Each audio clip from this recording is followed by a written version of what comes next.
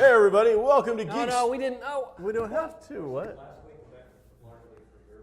Yeah, nobody actually needs that. He's already filming. He's been filming for like 5 minutes. Are you kidding me? Yeah.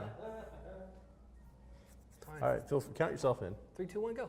Hey, everybody, welcome to GeekStorm. I'm Sean Hilton. This is Mike Harrison, and we're live in the heart of downtown Kokomo at Pepper Whistle. This week's GeekStorm is sponsored by Comics Cube because it's a write-off. My accountant said so. I didn't get any money for the sponsorship. Where's my half of? There's no money. I just use all the write-offs now.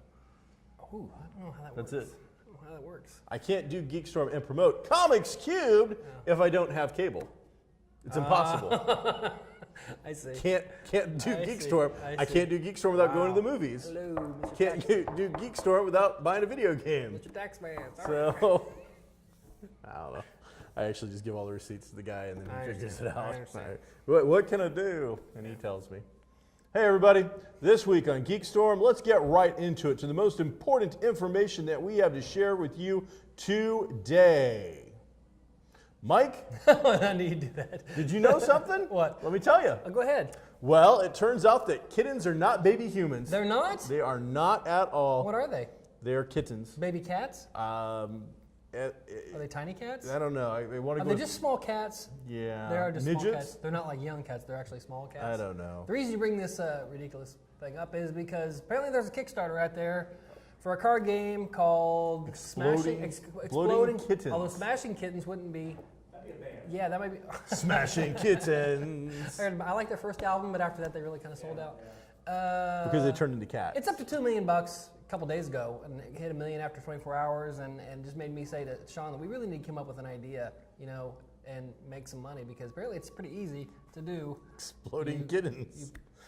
It's a card game. Nobody's actually. Okay, let's clear up some stuff. Right. Nobody's actually blowing up a kitten. There's no TNT, dynamite, C4, or other explosive device, and a small, cute, furry animal that hates you. It's just a card game. Kittens are just bundles of hate.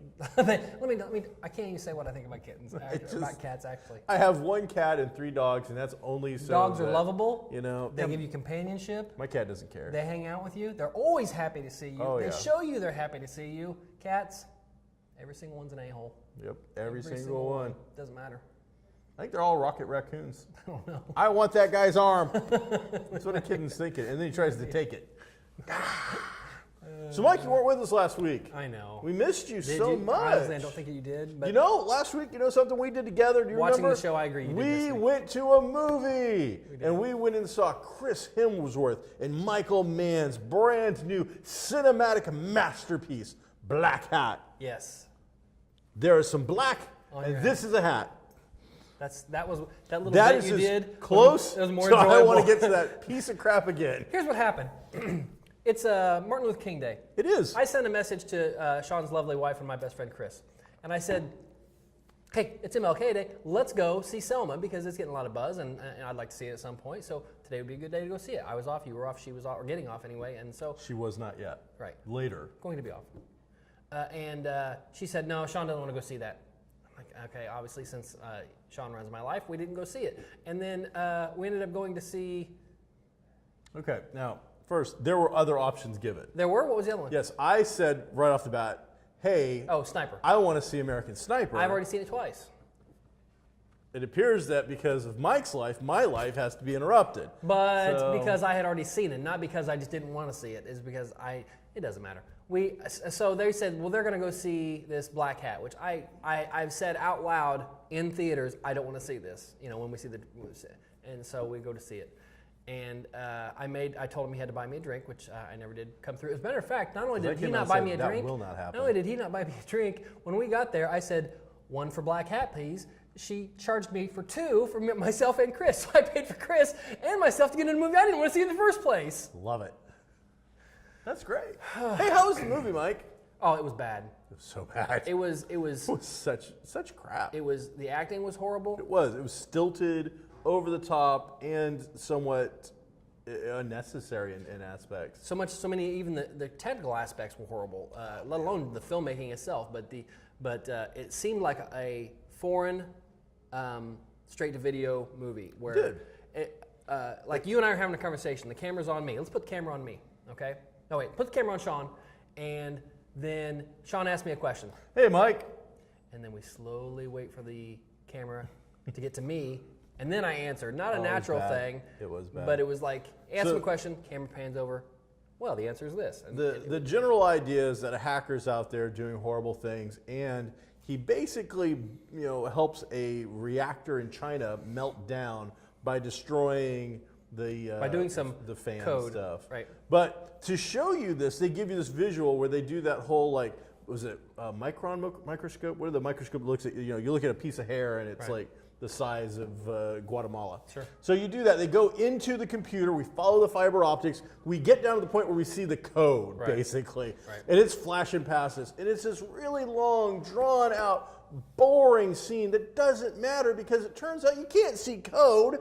It's impossible. Then and on top of it all, and they did. You notice it was all kind of dirty? Yeah. So it's like just the inside of all geeks' computers are just this nasty, dark, black, tarry substance. But they did that twice and it got really old halfway through. oh yeah, I actually thought they were about to do it again and said out loud, "Oh sweet Lord, please do not do this again." I get the feeling that the editors were like, we paid a lot of money for that graphic. We really need to sneak that in there some more. It was just bad. It was that part was bad. So if you're Chris Hemsworth and you're like 6'2", long blonde hair, built dude. He wasn't long blonde in this one. All right, medium blonde hair, doesn't matter. He heads off to China to do some stuff. He eventually gets busted. The Chinese government's looking for him. The American government and the FBI, or I don't know, one of the government agency also wants him. And so he decides to sneak into, I don't know, Bangladesh, whatever country it was, some other Asian country. And so would you dye your hair maybe black, try to blend in a little bit, get a hat? No, Thor's walking around in the middle of Asia. Thor. Americans do travel in foreign countries. I mean, that's not unheard of. The thing about those type of I scenes... want to put on APB for Thor. See if you see him. Oh, look, hey, holy cow, that's him. What killed me is in one of the climactic scenes, there's a lot of gunfire going on in these crowds of people. It's like some type of Tibetan ceremony or something like that, where people in costume or their ceremonial robes are walking. And there's like, let's say, 30 people wide, and the column is, it seems like 100 yards long, of these Tibetan monks or maybe whatever they are walking, and the fight and the firing and the knives and the gunfire is going on in the middle of that, and they're not doing a thing. They're just continuing to walk. We're getting Once in a while he'll grab somebody and push them out of the way, and they'll go like that. It was like a bad video game where the AI is not reacting. So it's like you're just going to open up fire, and everybody's like, "Whoa, something's going on." I happen to know from playing World of Warcraft, when you're walking and there's something over here that might be a danger to you, it's got a circle of aggro, and if you get in that circle of aggro, you're going to be noticed at the very least. That's a fact. That's science. So, long story short, too late. It was horrifically bad. Don't go see it. It is the worst movie of the year. We might create some kind of plaque or something. I'm not talking like anything our guys have to do. But actually, like right now, I'm putting that as the worst movie of the year. Okay. Something worse is going to have to come out that we see to bump it off. Right. And it's damn early in the year, and we're already there. Pretty This bad. is bad. This is Bats bad. This is Gattaca bad. This is bad. Let's turn black hat into a verb. Like, he totally black hatted that black one. Hatted that. Okay, that's Oh, sweet. I would rather black hat than... hashtag black hat 2015. Bad stuff. So, you're a huge X-Files fan? Sure. Millennium just came out with a comic book I know. this week. I can't wait to read it. So, and it has a crossover with X-Files built into the first little storyline. With the X-Files comic or just X-Files in general? X-Files in general. So it's, the Lance Henriksen character, Frank something? Frank Black. Frank Black and, Spooky. Gonna have a little team up, I think. Which was really cool. Millennium has not had a lot of love. It's not on Netflix. I haven't seen like a Blu-ray release. or anything. I don't know what the deal is there, but it's a great series. Yeah, it's only it's a little weird. seasons. And Lone Gunman, has that ever been? Yeah, that was not on DVD. I haven't seen it on Netflix, but that's an awful series. That's a complete polar opposite. Was it bad? Yeah, it Oh, was okay. really bad. Because I love those characters. I know, and you know what? You discover that you love them in small doses. It's like Wolverine. Yeah. That's too bad. Too much is too much on that. But now the big rumor, and I mean, we don't like to report on just it's out there, but this seems like it's got some solid footing. Is there's a possibility that X-Files may return with the original cast? Right. Anytime you get the principal actors and even the creator, the Chris Carter, and if you get them all to confirm that they would like to see it done, usually something like that could get done. Something's talking. Because I was listening to the Nerdist podcast maybe last week, and Gillian Anderson was on there, and this is before this news broke. Now, is she still hot? Well, it's a radio. It's audio. I don't care. I'm asking in general. Yeah, she's still good man, looking. she is smoking hot. Yeah, she's still good looking. Woo! She lives in Sorry. London. She lives in London. Her kid, she's raising her kids. They all have British accents, and she can like turn her British accent on and off. For reals. That's cool. Anyway, Smoking hot. she was alluding. She was being coy about it though. She's like, "What do you guys?" Because she talked about X-Files for a little bit. And she's like, "What do you guys think about? Do you think people would come and see another X-Files TV show?" And Hardwick and the other guy are like, "Yeah, they didn't say, but I heard what they said was, yeah." What I heard was, that's the dumbest questions I've ever heard, because everybody in the world would run to see anybody that likes that thing. So the people are talking about it. Gillian Anderson's talking about it. David Duchovny, Yes. I think, has maybe said something. Yes. And what also makes me wonder is that Amazon had greenlit a new Chris Carter project. Right. They had done the pilot thing. They did a whole bunch of pilots. They put them out. One gets picked up to be a new Amazon series. That's the one that got picked. Right. Now all of a sudden they're announcing, by the way, we're not doing that television show or whatever. Is it even television anymore if it's Amazon? They still call it TV, sure. All right, so you're like, sorry, we're not going to do that. No, because I talked about this, how this kind of really made me angry. Right. Not necessarily that a Chris Carter project got canceled, which did bug me out. I wanted to see it, but you made a big deal that if we watch this show, this was going to happen. Right. So This was the deal where there's like six pilots, and you vote, and Exactly. whichever one wins, we're going to make that. So you series. lied to me. Right. Now I don't care what the reason is. Maybe it's expensive. Maybe something fell through. Maybe you just didn't think it through. I don't know. But if you tell me something as a network, especially Amazon, Right. there is a trust factor that I'm giving you. Now other people, oh, what's the big deal? I wouldn't have watched the damn show. I wouldn't have watched one episode of something knowing that it was not a self-contained anything, and it wasn't going to go anywhere. I would not have bothered to watch Chris Carter or not. Yeah. Would not have watched it. My guess is it didn't get the hype or even the word on the street that they wanted. Or is there an X Factor?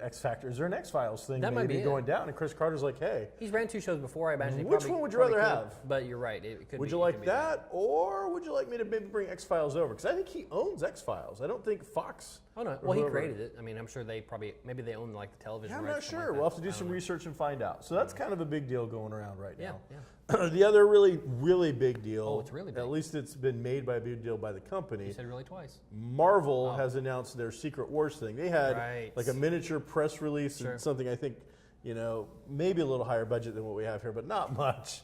In the middle of Midtown Comics in New York, where they announced that they were having this super huge crossover event, which would literally, and I hate using that word because They changed it. I heard, and I think I was the one that told you that it can now be figuratively, Yeah, I hate that. which no, it can't be. English. Literally does not mean figuratively. So Marvel.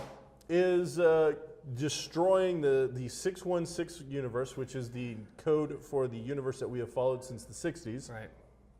Smashing it together with all the other worlds in the galaxy, I want to say. It's gotta be. Into Battle World. So they'll have the Ultimate Universe, which has been a side universe. So if you heard Spider-Man died, well, Spider-Man didn't really die. It was the Ultimate Universe. It was a completely different Spider-Man. And so either way, all these alternate versions and whatnot are all coming together, which explains, because they'd shown all these covers for every single great crossover they'd ever done. Infinity Gauntlet was on there. Age of Ultron was on there. House of M was on there. Secret Wars, of course, was on there. And they were like, we're going to do all of these. And we're like, how the hell do you possibly do them all? Right. Well, it turns out that all the different worlds that all of these events took place on are being used to create the new world, which is Battle World. So Right. giant chunks of worlds are being ripped apart Right. and then smashed together by some cosmic entity with godlike powers or beyond, I don't know, to create a brand new, huge, monstrous world. So the X-Men book will, like, it won't be X-Men for that couple of months or whatever. It will be like X-Men Futures Past, and it'll be that universe's version of those characters or something like that. Wow. The Infinity Gauntlet will have Thanos and something dealing with that. So it's interesting, but they said that, like, this is the Marvel Universe. They were very clear. These aren't what ifs. These aren't alternate dimensions. They're not flashbacks. They're not fast forwards. This is it. This is the real world. This is what's going on. It's like their Crisis. This is It's what's like going to their happen. DC's Yes. Crisis. Okay. Now, Marvel is the first company that they love to make fun of DC. Right. They did a thing where DC had, of course, the new 52. They relaunched their entire universe with brand new stuff, and they released 52 titles. Right. Marvel did something like, if you sent us 52 copies, we sent you a special variant cover. I didn't know that. They've had Deadpool variants making fun of stuff. Right. They have made fun of DC for a long, long time. Except DC announced Convergence like several months ago, which was all of their great crossovers coming together in one big event. Marvel, you may be the house of ideas, but it appears you are not the house of innovation. You got your idea from somebody else.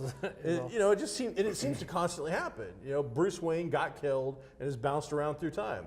Shortly afterwards, Captain America gets killed and is basically bounced around through time. It's like, I can see how crazy. I can see how Marvel would want to, at some point, whether it was last year or 5 years from now, relaunch, redo, well, he made it very clear. kickstart things. Axel said, we are not relaunching. Here's my problem with that, though. Okay, DC did that. DC said, okay, we take everything from the 1938 on to now, and we have erased it. You're starting off with Batman issue 1, Superman issue 1. This is the new stuff. None of that stuff ever existed. We'll use it as a pool, but we're not going to say that it affects or happened to these characters. What Marvel sounds like Marvel's doing is picking and choosing the things that they want to keep, and then putting them into a new universe, a new cosmos. But to the Captain America that they got from 1973, whatever, whoever they pick, okay, Steve Rogers, if he's the Captain America, and they put him on this battle world and it becomes the new thing, everything that he remembers still happened to him. Okay, he remembers it.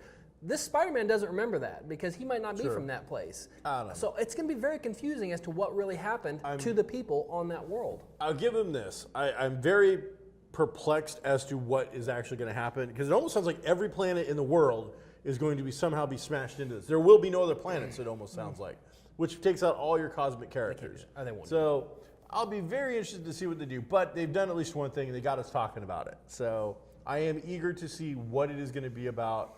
I am going to order quite a few copies. Speaking of that, Star Wars, the comics, doing incredibly well, and was a variant cover in this week's Loot Crate, which I was going to bring, had it in my hands, and I've somehow misplaced it. I misplaced it within like 5 feet. I have no clue where it went. Wait, it's up here somewhere? No, it's at the store. I showed my wife, she gave it back, I think, and now I can't find it. And it's not that big. It's technically half hers to do with what she wants. I always give her the T-shirt if she wants it, because I don't like T-shirts. Does she want another one?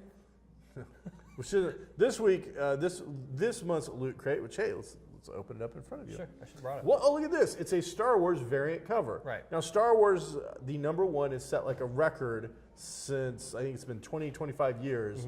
It's had like a print run, somewhere around 1 million copies. Right. Well, that's impressive. Yes. Comics don't sell those kind of copies anymore. Right. It's a little less impressive, though, when you realize that 180,000 copies, I think it is, went into Loot Crate. Right. I think it's somewhere around there. It's a big number like that, yes. So that was pretty crazy. Also, you got a geek tie, a black tie with little white space invaders on it, a T-shirt that featured Voltron. I think it was Voltron. It was a mechy thing. I think it was Voltron. I never watched Voltron. I had to look at the bottom to see what it was. Oh, did you? I just looked down like, I think it's Voltron. Yeah. You got a little pair of sunglassy things that looked all pixelated like an old school 8-bit video game. Right. You got something called Nintendo, but it's spelled weird. Basically, it's a car. It looks like It's an action figure. it's an action figure, but it looks like a old Nintendo cartridge Super NES with like arms and legs and a gun. So I'm not sure what it's I like about. Loot Crate, and I actually don't this even is one of the first times where you've gotten like the comic and the T-shirt, which it's just that the T-shirt kind of sucked. It's become one of those things where I'll pick one thing out of it, and the rest of it I'm just making a big box of crap to give away to somebody. I sold the Star Wars variant for $15. I had 20 on it, and I felt bad. I even told the guy, I'm like, listen, it's not worth that much. I'm just greedy. Like, if I'm going to get rid of it, I want to get paid for it. Yeah. And then Charlie bought it anyway, and I felt bad. I'm like, Charlie, don't buy that. You get it cheaper. He's like, no, I want it. So it came with also a really cool little notebook, which I'll actually use if I ever find it again. And it looks like a little comic book. You might get one for Christmas. So it was really neat. I liked it. And the idea was you had this little tiny notebook, but they've got panels in it like a comic book, and then there's a template in the back of it with all the dialogue punch outs that you could have and stuff like that. So what else was in it? There's a button, of course, that I don't care. Yeah, I don't. Yeah, that's all I can remember anyway. There's the T-shirt. Yeah, that's probably about it. I mean, there's $15 there, but especially with the Star Wars comic, but not a lot of it appealed to me. But I can understand how they need to, appeal to the masses rather than just one specific. In the section. world of movie geeks, there's been a couple of statements said recently that's got people a little hot and bothered. Go. First one, Selma did not get an Academy Award nomination. I wouldn't know that's worth it because I didn't see it. Which led to Spike Lee making a comment to the extent of, and I don't want to quote because I can't remember it exactly, but it alluded to the Dream speech and the fact that it didn't get nominated, and that it was a travesty, and that and they were this movie was not free at last or something of that nature. Now, 2 points there. If now Spike is known for going out of his way to promote his own work. Sure. He's definitely a self-promoter. Sure. Old boy, Spike, not your best work, buddy. But I don't know. What do you think, Selma? And the comment that it didn't get nominated. Here's the thing, and I haven't seen it yet, so I can't comment on the movie's quality. Unfortunately, He wasn't commenting about the quality. He was commenting about the fact that an all black production was being snubbed. That was really the comment. I don't know if he can think back this far, but I remember it's somewhere 365 days ago when 12 Years a Slave won Best Picture. Okay, so it's not like it's a pattern of being snubbed. Sure. Maybe this just wasn't a very good movie. I haven't seen it yet, but my problem is too many times people think that a movie about something important should be or automatically translates into being a good or important movie, and that's not always the case. No, it's not. And this was a big deal in history. If they made a Rosa Parks movie, okay, about Rosa Parks, okay, she sat in the back of the bus. It was a big deal, and it was a seminal moment in American history. But could that be a good movie? Yeah, no, I don't think I want to see a movie. That couldn't be a good movie. I mean, they did Danny Trejo already as the old man on a bus. But yeah, so I mean, you get these kind of comments, and it seems to me like Spike's just the next Kanye here, going, Oprah Winfrey had the best movie yet, and then pissing all over Taylor Swift's moment or something like that. When you've got, and I haven't seen all the movies, but you've got The Imitation Game featuring a well-known gay character. But I guess that doesn't count because that didn't fit his demographic. Right. You've got Theory of Anything that deals with one of the most widely known and respected handicapped individuals in history, but I guess that didn't fit his demographic. So we can have diversity, but only in Spike Lee's world where it's just what he wants and not necessarily what everybody else wants. So. I will try to see the movie this week and decide if it's something that's great. The second comment came from my favorite guy, Michael Moore, of some kind of documentaries where he's always trying to stir up some kind of hate, but has been proven by yet someone else's documentary that he lies. About like his best one is something about Chrysler or something, not Chrysler, Lee Iacocca. Which company was it? Ford? Is it Chrysler? He did whatever that was. Benny and Me. So he did a big thing, and it turns out that if you actually follow all the stuff. Oh, Flint, Michigan. They talked one in Flint, Michigan. Was that it? Yeah. Where it's called Roger and Me. Roger and Me. It's not accurate. He completely whatever. So he came out and said that snipers are cowards. Every time I hear or see Michael Moore comment about something, I just think in my mind, hey guys, remember me? Because most people don't. Most people, you're not relevant. It's a bad celebrity photobomb of a guy that you don't actually want in the picture. Right. He said something to the effect that I was always raised that my uncle was killed by a sniper in World War II, and I was always raised that snipers are cowards. That's basically what he said. And then I guess just here recently, I just read it this morning, Clint Eastwood responded to it and said, hey, it's good that Michael and I both live in a country where you're free to express your ideas and say what you feel, but if he ever shows up on my doorstep with a camera, I'm going to kill him. And then he said, I'm serious. And he's old enough that he might just... What are you going to do to Clint Eastwood, okay? I mean, he's not tough. He's not going to beat anybody's butt. But Put him in jail, who cares, Ring, I'm out, okay. that's how that works if you're Clint Eastwood. Yeah, I'm like, the whole comment that's exactly what it felt to me, was like, you are not relevant anymore. This is popular. I'm going to say something explosive about it so people think I'm relative again. And you're not. There's so many better documentary makers out there right now that you are lost in a sea of crap and nobody cares, buddy. So, ring, 15 minutes is up, go away. Well, okay, so I think that's all I really got. What do you got to bring to the table today? We had Arrow and Flash return.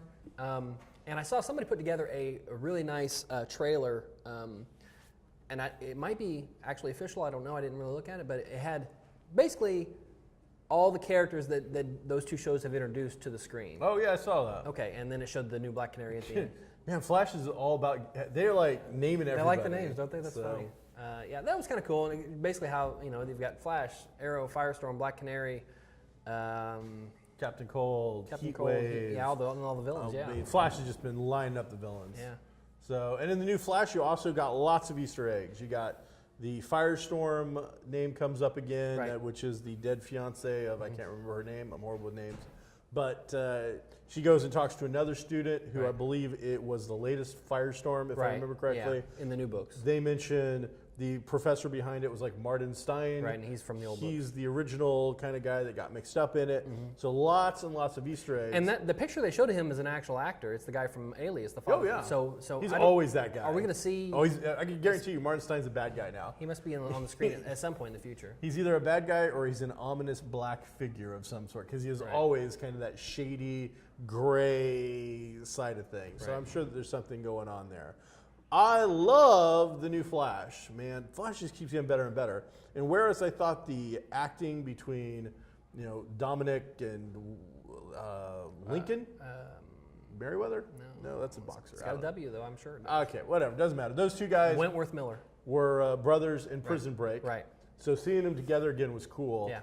They have this over-the-top TV style of acting between them, and I loved it. They actually just came across so well together. And again, if it had been on the big screen, I would have probably thought it was a little cheesy and over the top. But for television, man, they fit together really well.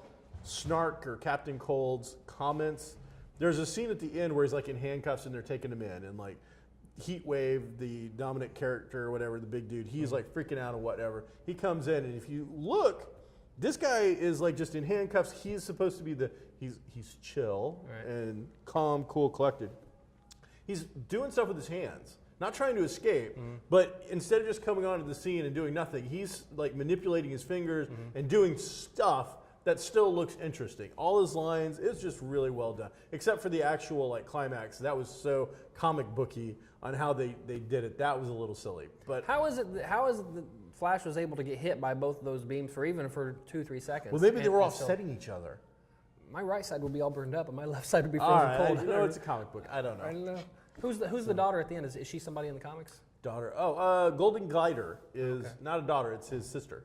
Oh, he said sis. That's right. He said sis. Captain Cold's sister is, I believe, Golden Glider. Imagine like Captain Cold with a gold outfit, like old school domino mask on ice skates, is what she is in the book. Wow. And I believe has a romantic relationship with Heatwave. I don't want to see that. So, I'm sure they'll update it into something cool. Should we wearing rollerblades? Maybe So, you think? who knows? But the fact is, they introduced it, and that was kind of neat. Yeah, so, cool. I dug that. Arrow. They at least left Ollie pretty much dead for the entire thing. We all know Oliver Queen's coming back. If you don't know that, then you shouldn't be watching television or breathing oxygen anymore. Right. He's going to come back, but they left him out. They did the flashback thing they always did, so you got your Oliver Queen Man, fix. I noticed more of that. This enough that I noticed it. There seemed to be 3 minutes, and then 3 minutes, and then 3 minutes. Well, because he's not in the episode. Yeah. Otherwise, you have your main star not doing anything. So this time the flashback was a little more extensive. It was interesting. It was well done. And at the very end, of course, there's a big reveal. And guess what? Spoiler, Oliver Queen's not dead anymore. What? So But you did get the new Black Canary, and as much as I really don't like Laurel that much, she looks pretty good as Black. She looks better as Black Canary than the other chick. Visually, she does look much better, and just because no butt chin. Yeah, I don't know. She looks more comic booky, I guess. Well, and she's wearing the wig.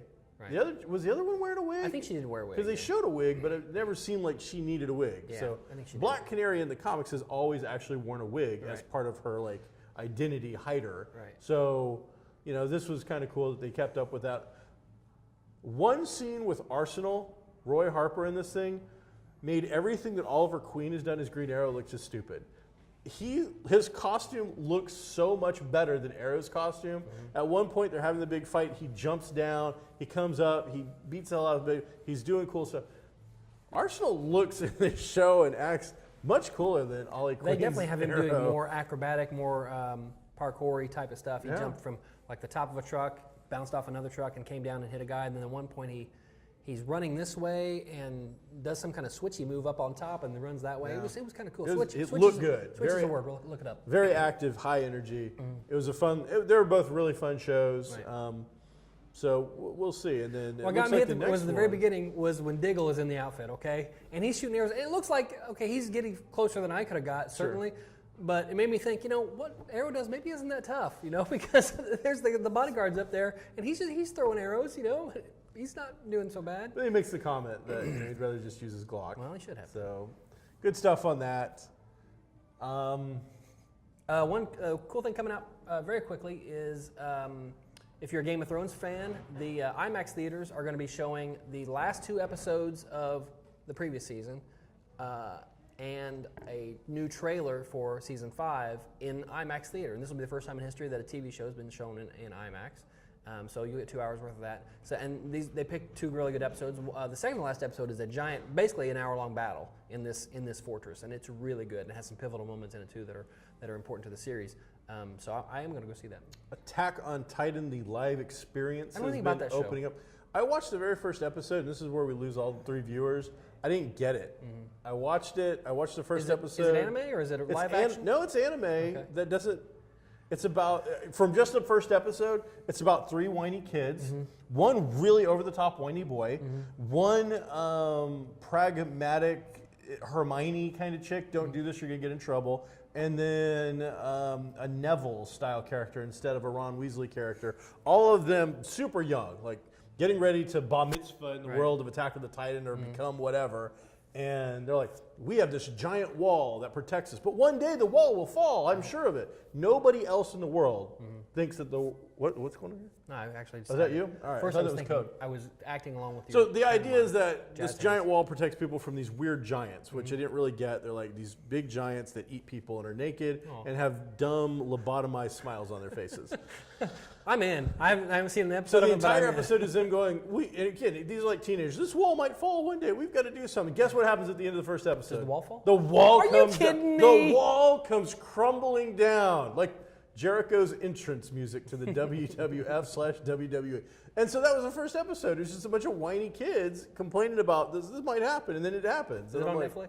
Yeah, I couldn't get it. So this is huge. And I mean, they are doing live action. You have to buy tickets to go to a stadium to basically cosplay LARP a live action version of this. It's going huge.